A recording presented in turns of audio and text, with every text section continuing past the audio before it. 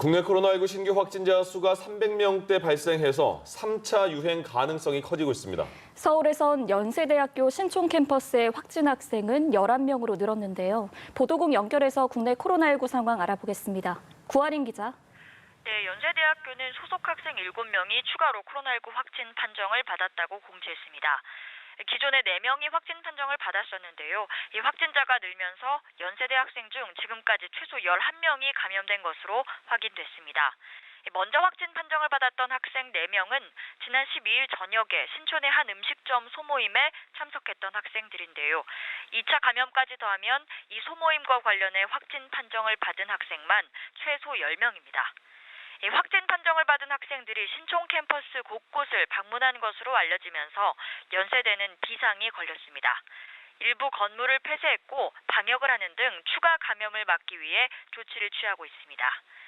이처럼 코로나19 확진자는 최근 급격히 늘어나는 추세입니다.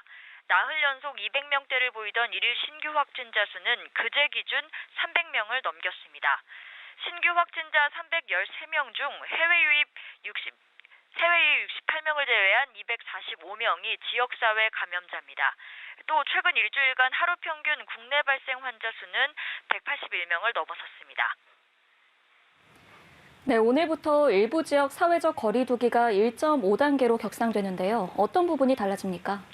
네, 오늘부터 서울과 경기, 광주의 사회적 거리 두기가 1.5단계로 격상됩니다.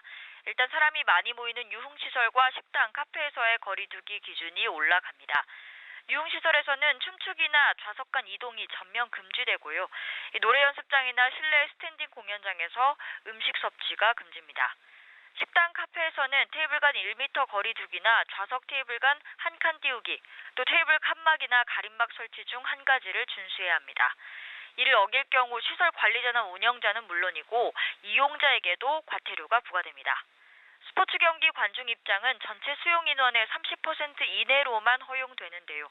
내일 열리는 프로야구 한국 시리즈 3차전부터 입장 허용 관중은 구장 수용 규모의 50%에서 30%로 줄어듭니다. 공공기관은 적정 인원 이상 재택근무를 해야 하고 민간 기업에도 공공기관 수준의 근무 형태 개선이 권고됩니다.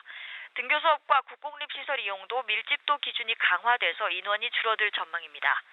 일부 전문가들은 1.5단계보다 한 발 더 나아간 조치가 필요하다고 지적하고 있는데요. 방역당국은 강화된 기준을 준수할 뿐만 아니라 외출 시 마스크 착용, 손 씻기 같은 개인 위생수칙 철저히 지켜야 한다고 당부했습니다. 지금까지 보도국에서 전해드렸습니다.